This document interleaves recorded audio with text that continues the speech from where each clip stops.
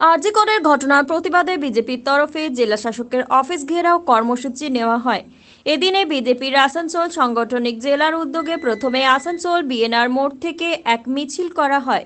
সে মিছিল এসে পৌঁছায় জেলা শাসকের কার্যালয়ের সামনে। পুলিশ প্রশাসনের তরফে দুটি ব্যারিকেডের ব্যবস্থা করা হয়, যেখানে বিজেপির কর্মী সমর্থকেরা প্রথম ব্যারিকেড ভেঙে এগিয়ে যায়, পরে দ্বিতীয় ব্যারিকেডের সামনে আটকে পড়ে এবং বিক্ষোভ দেখায়। বিক্ষোভ প্রদর্শন চলতে থাকে বেশ কিছু সময় ধরে। পরে 5 সদস্যের কে জেলা শাসকের সাথে দেখা করার অনুমতি দেন। সেখানে তারা দেখা করে স্মারকলিপি প্রদান করে। উপস্থিত ছিলেন বিজেপির রাজ্য কমিটির সদস্য কৃষ্ণেন্দু মুখার্জি, পশ্চিম বর্ধমান জেলা সভাপতি বাপ্পা চ্যাটার্জি সহ অনেকেই।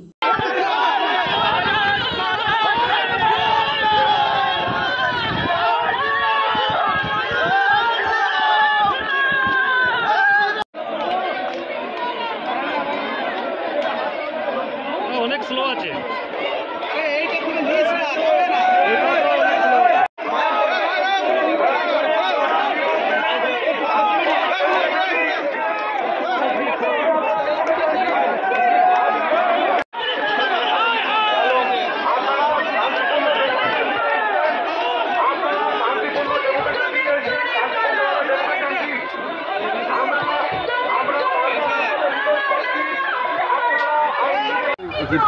আজকে গোটা পশ্চিমবঙ্গব্যাপী সমস্ত জেলা সদরে ডিএম অফিসের সামনে আমরা আরজিকরের এই যে চলছে এটার বিরুদ্ধে আমরা আন্দোলন করছি এবং যেভাবে রাষ্ট্রযন্ত্র লাগিয়ে যে ধামাচাপা দেওয়ার চেষ্টা করেছে 5 দিনে, সিবিআইও হিমশিম খাচ্ছে। কিন্তু আমরা আশাবাদী সিবিআই এটা খুব শীঘ্রই এই ব্যাপারটাকে বের করবে, আসল আসামিরা বেরিয়ে আসবে। আমরা বুঝতে পারছি না সরকারের এত কি বাধ্যবাধকতা আছে এদেরকে আটকাবার, এদেরকে এই যে অপরাধী তাদেরকে ঢাকা দেওয়ার কেন এমনি করছে। একটা মহিলা আইপিএস সে থেকে শুরু করে সমস্ত সিস্টেম লেগে গেছে এটাকে ঢাকা দেওয়ার জন্য।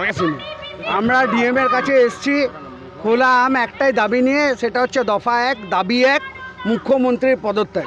জানি এটা ওনার এখতিয়ারের মধ্যে নয়, উনি পারবেন না, কারণ কি মুখ্যমন্ত্রীর আন্ডারে ওনাকে কাজ করতে হয়, ওনার ক্ষমতা নেই এই বিষয়টা।